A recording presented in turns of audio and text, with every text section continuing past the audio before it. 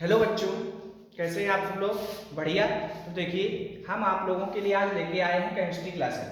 और केमिस्ट्री की क्लासेस में हम आप लोगों के लिए लेके आए हैं अत्यंत महत्वपूर्ण टॉपिक। जिन बच्चों ने अभी तक कोई पढ़ाई नहीं की है केमिस्ट्री में, अगर वो अच्छे नंबर लाना चाहते हैं तो उनके लिए हम बहुत महत्वपूर्ण टॉपिक लेके आए हैं। और अग्रिम जितनी भी वीडियो आप लोगों को प्रोवाइड कराएंगे उनमें सब में हम जो है सीरियल वाइज, चैप्टर वाइज जो है अत्यंत महत्वपूर्ण चैप्टर के बारे में सिर्फ चर्चा करेंगे। आपको इन टॉपिक्स को बहुत अच्छे से प्रिपरेशन करनी है, बहुत अच्छे से तैयार करना है और बोर्ड एग्जाम देना है। यानी मायूस होने की कोई आवश्यकता नहीं है।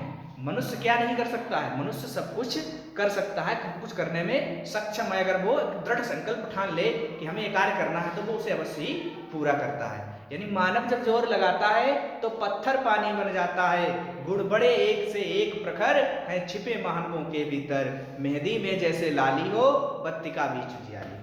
यानी मनुष्य अगर अपने मन में ठान ले तो हर कठिन से कठिन कार्य को भी सरल बना सकता है। तो देखिए, आज हम लेके आए आपके लिए यूनिट नंबर 11, यानी 12th का जो आपका सेकेंड पार्ट है उसकी सबसे पहली यूनिट जो है वो है यूनिट नंबर 11। यूनिट नंबर 11 जो चैप्टर का नाम है वो है halo alkane and hello arene. Halo alkane and hello arene क्या होते हैं, आइए इनके बारे में चर्चा करते हैं। सबसे पहले इस टॉपिक को आप पढ़ेंगे इस वीडियो में, उसके बाद इसके रासायनिक गुण जो है अगले वीडियो में पढ़ेंगे, उसके बाद हम पढ़ेंगे हेलो एरीन्स के बारे में। तो देखिए, हेलो एल्केन्स क्या होते हैं। तो हेलो एल्केन्स को जो हम बोलते हैं वो बोलते हैं हेलो एल्केन या एल्किल हैलाइड या आर सिंगल बॉन्ड एक्स। यानी चाहे इस नाम से आप जाने इसे, चाहे तो इस नाम से जाने, और चाहे इसके द्वारा इसको रिप्रेजेंट किया जाता है। तो आर सिंगल बॉन्ड एक्स को हम रिप्रेजेंट करते हैं, हेलो एल्केन को आर सिंगल बॉन्ड एक्स से रिप्रेजेंट करते हैं। तो आर सिंगल बॉन्ड एक्स हमारा क्या होता है, यानी आर हमारा क्या होता है और एक्स हमारा होता क्या है, इसके बारे में बताते हैं थोड़ा सा इसमें। देखिए, तो आर हमारा जो होता है वो होता है एल्किल समूह, इसको बोलते हैं एल्किल ग्रुप, इसको बोलते हैं एल्किल ग्रुप, इसको एल्किल ग्रुप बोलते हैं। एल्किल ग्रुप होते क्या है?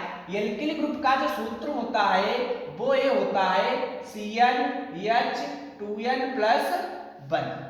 यानी n के स्थान पर आप 1, 2, 3, 4, 5 डेट ये मान आप रखते चले जाएंगे तो आपको कंपाउंड्स मिलेंगे। उन कंपाउंड्स को ही हम बोलते हैं एल्किल ग्रुप या एल्किल समूह। तो यहाँ पर 1 रखेंगे तो आपको मिलेगा CH3, यहाँ आप 2 रखेंगे n के स्थान पर तो आपको मिलेगा C2H5। अगर आप रखेंगे n के स्थान पर 3 तो मिलेगा C3H7। अगर आप रखेंगे 4 तो मिलेगा C4H9। ये आपको मिलेंगे। ये सारे कंपाउंड जो हैं वो आपके एल्किल समूह ही कहलाएंगे। यानी यहाँ पर कोई एल्किल समूह होगा और यहाँ पर होगा कोई हैलाइड, यानी हैलाइड मतलब हैलोजन। तो देखिए CH3 का नाम क्या होगा इसको, क्योंकि इसमें एक कार्बन है, एक कार्बन वाला होता है मेथ, उसमें जोड़ देते हैं बाई एल तो ये बनेगा मेथिल। ये 2 कार्बन वाला है, 2 कार्बन वाला एल हमारा जो होता है वो एथ होता है और इसमें जोड़ देते हैं बाई एल तो ये बनता है एथिल। ऐसे ही 3 कार्बन वाले को बोलते हैं प्रोप और बाई एल जोड़ के बनता है प्रोपिल। ऐसे ये बनता है ब्यूटिल। इस प्रकार से सारे समूह जो हैं वो हमारे कहलाते हैं एल्किल ग्रुप या एल्किल समूह। एक्स पर क्या होता है कि हमारी जो आवर्त सारणी है उस आवर्त सारणी में 17वें वर्ग के जो तत्व हैं वो हमारे हैलोजन परिवार के तत्व कहलाते हैं।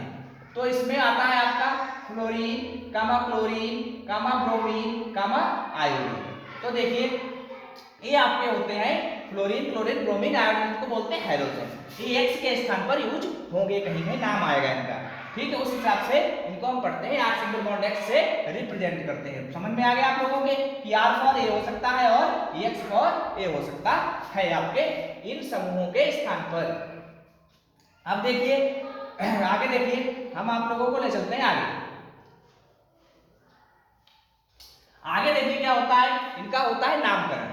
सबसे पहली बात आती है नामकरण। अब नामकरण की जो बात आएगी तो उस बात नामकरण हम इनका किस प्रकार से करेंगे, यानी आर के स्थान पर अगर आपका कोई एल्किल समूह यूज हो रहा है, मान लीजिए आपके पास आर के स्थान पर आपने ले लिया CH3 यानी मेथिल समूह ले लिया आपने, और एक्स के स्थान पर आपने ले लिया Cl, यानी अब ये आपका बन गया है हेलो एल्केन। हेलो एल्केन बनाए तो इसका नाम क्या होगा, इसका नाम जो रखेंगे इसका 2 रूपों में नाम हो सकता है, या तो आप रखिए हेलो एल्केन के रूप में या रखिए एल्किल हैलाइड के रूप में।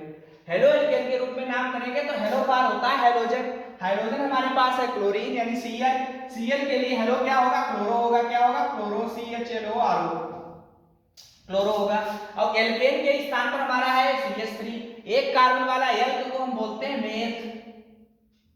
और इसमें लगा हुआ एक तो लगा दीजिए ANE, एक तो नाम इसका हो जाएगा क्लोरोमेथेन। दूसरा नाम अगर इसका एल्किल हैलाइड के रूप में करेंगे तो एल्किल का मतलब है कि कौन सा समूह, एल्किल समूह है। कौन सा एल्किल समूह है, मेथिल, ये हो जाएगा हमारा मेथिल। और CFR होता है हैलाइड के लिए होता है क्लोराइड, CHLORID, इसमें ID लग जाएगा, RID, ये हमारा बन गया क्लोराइड, ये बन गया हमारा मेथिल क्लोराइड। ऐसे ही अगर आपके पास है C2H5 Br तो इसका नामकरण दो प्रकार से होगा। एक Br के लिए आप क्या लिखोगे, हेलो क्या होगा Br के लिए, ब्रोमो। और C2H5 आपका क्या होगा, C2H5 हमारा होगा एथेन। एक तो नाम होगा इसका ही, यानी इसके रूप में नामकरण इसका होगा ब्रोमो एथेन। एल्किल हैलाइड के रूप में अगर नामकरण आप इसका करोगे तो सबसे पहले लिखिए एथिल। एल्किल के लिए होगा एथिल, दो कार्बन वाला है तो इसमें बाई लगा दीजिए, एथिल बन जाएगा। और Br के लिए हमारा होगा ब्रोमाइड, ब्रोमाइड, ये है। इस प्रकार से इसका होता है नामकरण। फिर आता है इसका वर्गीकरण। वर्गीकरण इसका जो है वो दो भागों में इसे बांटा गया है, यानी हेलो एल्केन्स का वर्गीकरण जो है दो पार्टों में किया गया है।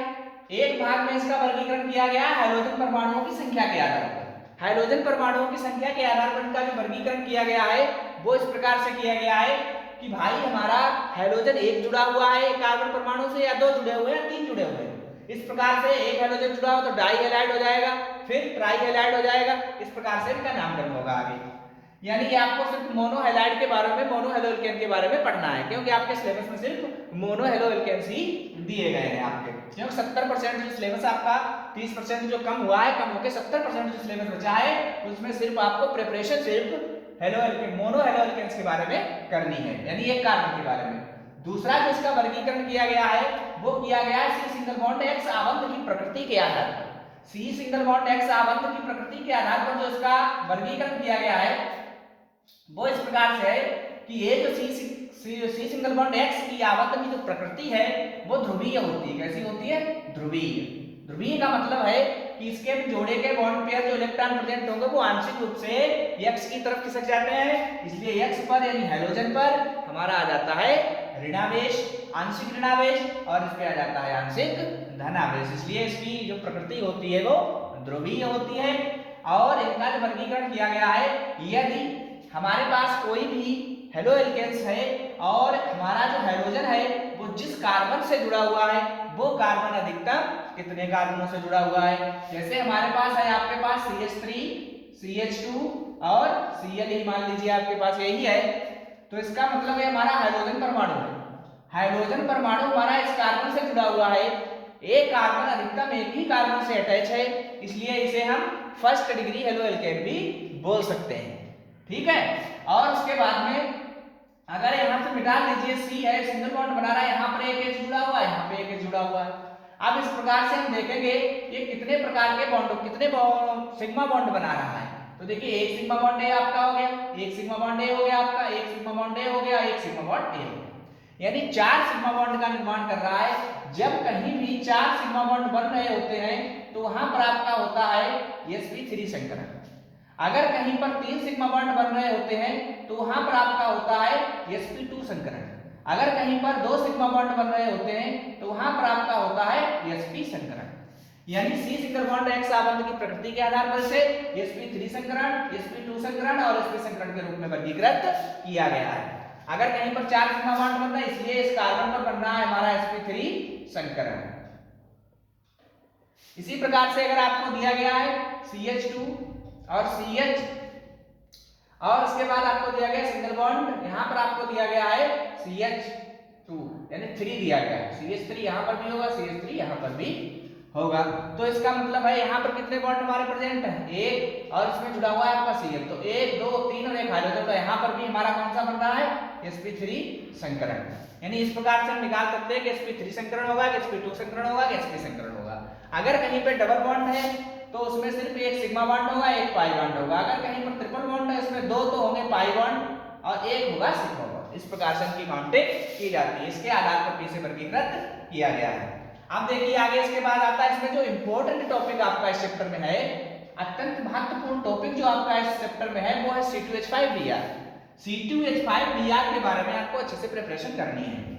तो देखिए C2H5Br को हम बोलते क्या है, यानी C2H5Br आपका जो है अत्यंत महत्वपूर्ण टॉपिक है और इसका नाम होता है आपका एथिल ब्रोमाइड। एथिल ब्रोमाइड कहिए और चाहे तो आप उसके कहिए ब्रोमो एथिल, दो नाम है इसके, चाहे एथिल ब्रोमाइड कहिए चाहे ब्रोमो एथिल बोलिए इसे। तो सबसे पहले C2H5Br के निर्माण की पढ़ेंगे विधियां। इसके जो निर्माण की विधियां हैं उस विधियों में नंबर 1 जो पहली विधि है वो है एथिलीन से, यानी एथिलीन से हम C2H5Br का निर्माण करेंगे और इस विधि को ही हम बोलते हैं औद्योगिक निर्माण की विधि। तो आप ले लीजिए एथिलीन, एथिलीन का मतलब होता है CH2 और उसमें डबल बॉन्ड CH2, इसे बोलते हैं एथिलीन। एथिलीन ये हमारे पास एथिलीन है, इसकी क्रिया जब हम HBr से कराते हैं, हाइड्रोजन ब्रोमाइड से करा देते हैं, तब हमारा होता क्या है कि एक बॉन्ड यहां से टूटता है, इधर तो जुड़ जाता है H, इधर जुड़ता है Br, इधर H जुड़ के बनता है हमारा CH3 बनता है और CH3 के बाद ये बनता है हमारा सिंगल बॉन्ड CH2Br, इसी को हम बोलते हैं एथिल ब्रोमाइड। इसी को लिख सकते हैं C2H5Br भी आप इसे लिख सकते हो, ठीक है। इसका नाम होता है एथिल ब्रोमाइड बन गया हमारा। यही हमारे जो निर्माण की विधि है इसको औद्योगिक निर्माण की विधि भी बोलते हैं। अब देखिए उसके बाद आती बात इसकी, यानी एथेन से। एथेन से इसका निर्माण कैसे करेंगे, यदि हमारे पास कोई एथेन है, एथेन का मतलब होता है C2H6, हमारे पास C2H6 है, देखिए इसकी क्रिया आप Br2 से करा दीजिए, ब्रोमीन से करा दीजिए। Br2 तो जो इसकी रिएक्शन होती है वो होती है प्रकाश की उपस्थिति में।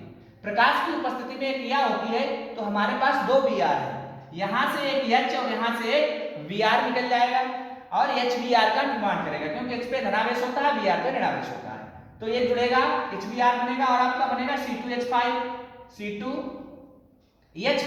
और एक Br जो होगा वो इसके साथ जुड़ जाएगा और यहाँ पर आपका बनेगा HBr, हाइड्रोजन ब्रोमाइड बनेगा और ये आपका बना एथिल ब्रोमाइड का निर्माण हो जाएगा। ये आपको होता है एथेन से। उसके बाद आती है प्रयोगशाला विधि। प्रयोगशाला विधि में हम क्या करते हैं, हम लेते हैं एक फ्लास्क और उस फ्लास्क को स्टैंड की सहायता से बांध देते हैं, स्टैंड लगा देते हैं, उसमें स्टैंड से उसको फंसा देते हैं स्टैंड में फ्लास्क को। नीचे से हम बुनसन बर्नर लगा देते हैं और एक बालू उष्मक के ऊपर से रख करके फ्लास्क को धीरे से करते हैं गर्म और ऊपर उसके एक नली लगा देते हैं जो ग्राही पात्र में जाती है और बीच में उस नली में लगा देते हैं संघनित्र, जिसमें भर देते हैं पानी। पानी क्या करता है कि जब उस फ्लास्क में हम तीन चीजों का विलयन लेते हैं, हम एक लेते हैं एथिल अल्कोहल और लेते हैं पोटेशियम ब्रोमाइड और लेते हैं H2SO4 सांद्र सल्फ्यूरिक अम्ल लेते हैं, H2SO4 लेते हैं। इनको जब हम गर्म करते हैं तो क्या होता है C2H5Br की बनती है वाष्प और वो वाष्प क्या होती है संघनित्र द्वारा ठंडा होकर के पुनः जल में परिवर्तित हो जाती है। इस क्रिया को हम बोलते हैं आसवन, तो उसका हम करते हैं आसवन और उस आसवन से हमें प्राप्त होता है C2H5Br। यानी इसकी क्रिया आप दो प्रकार से भी दिखा सकते हैं, जैसे फर्स्ट स्टेप में हम लेते हैं KBr और इसकी रिएक्शन हम करा देते हैं H2SO4 से। जब H2SO4 से इसकी रिएक्शन होती है समीकरण की, तो यहाँ से एक H और यहाँ से Br निकल जाता है, HBr बनता है और K इसके साथ ऐड हो जाता है, ये बनता है KHSO4 और प्लस हमारा बनता है HBr। इसका निर्माण होता है, इसे कह देते हैं समीकरण नंबर 1। दूसरी बार में हम लेते हैं, हमारे पास बना है HBr यानी एथिल एल्कोहल लेते हैं C2H5OH और प्लस इसकी क्रिया करा देते हैं HBr से। HBr से जब इसकी क्रिया होती है तो होता क्या है कि यहाँ से H और यहाँ से OH निकल के बनाते हैं जल और C2H5Br जुड़ जाता है, ये बनता है आपका C2H5Br और प्लस H2O, ये बनता है समीकरण को कह देते हैं 2। इन दोनों समीकरणों को हम देते हैं जोड़, तो देखिए यहाँ से HBr और HBr कट जाता है, कैंसिल आउट हो जाता है। यहाँ पर हमारा बचता है C2H5OH प्लस H2SO4 और बनता है प्लस KBr। इनकी रिएक्शन से हमें इधर क्या प्राप्त होता है, इधर प्राप्त होता है C2H5Br और प्लस KHSO4 प्लस H2O, ये मिलता है, ये समीकरण बनती है। ये हमारी प्रयोगशाला विधि है। प्रयोगशाला में इसे हम इस प्रकार से C2H5Br का निर्माण कर सकते हैं। उसके बाद में आते हैं भौतिक गुण। तो देखिए भौतिक गुण क्या होते हैं। भौतिक गुण में नंबर पहला जो गुण है इनका, यानी जो हमारे C2H5Br है ये एक रंगहीन है, इसका कोई कलर दिखाई नहीं देता है, इसलिए इसे बोलेंगे यह एक रंगहीन कॉमा मीठी गंध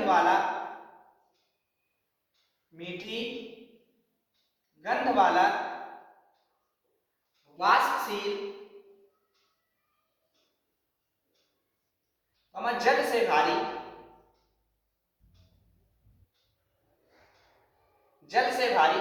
द्रव है। ये पहला गुण है इसका।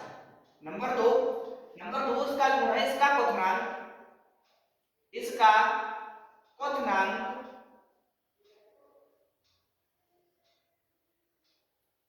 311 केल्विन होता है। नंबर तीसरा जो इसका गुण है वो है यह जल में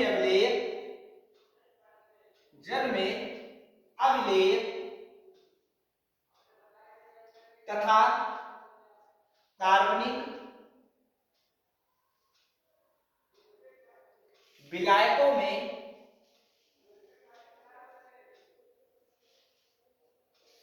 यह जल में अविलेय तथा कार्बनिक विलायकों में विलेय है। और नंबर चौथा जो इसका गुण है, इसको वायु की उपस्थिति में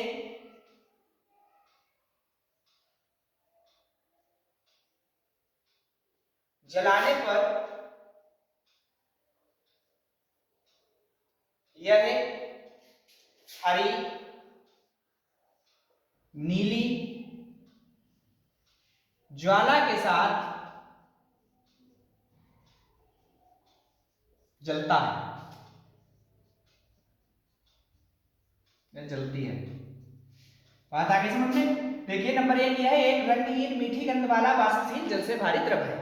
यानी ये कैसा होता है, जल से भारी होता है। अगर आपको जल में से मिलाएंगे तो क्या होगा, जल की तली में बैठ जाएगा, उस पात्र की तली में बैठ जाएगा और जल जो है वो ऊपर आ जाएगा। ये जल में जो है घुलता नहीं। और इसका क्वथनांक कितना होता है, 311 होता है। क्वथनांक बहुत कम होने के कारण क्या होता है, वाष्पशील हो जाता है। ऐसे छोड़ दोगे तो वाष्पीकृत हो जाएगा, वाष्पशील इसकी बात करके उड़ जाएगा। नंबर 3 यह जल में अम्लीय तथा कार्बनिक विलायकों में विलेय है। ये जल में नहीं घुलता है, परंतु जितने भी आपके कार्बनिक विलायकों में है इसमें आसानी से घुल जाता है। इसको वायु की उपस्थिति में जलाने पर ये हरी नीली ज्वाला के साथ जलता है। अगर आप लोगों को वीडियो अच्छी लगी है प्लीज सब्सक्राइब जरूर करें, अवश्य करें। नेक्स्ट वीडियो मिलते हैं हम आप लोगों के साथ। नेक्स्ट वीडियो में लेके आएंगे हम रासायनिक गुण, इनके रासायनिक गुणों के बारे में चर्चा करेंगे। उसके बाद पढ़ेंगे हेलो एरेंज के बारे में।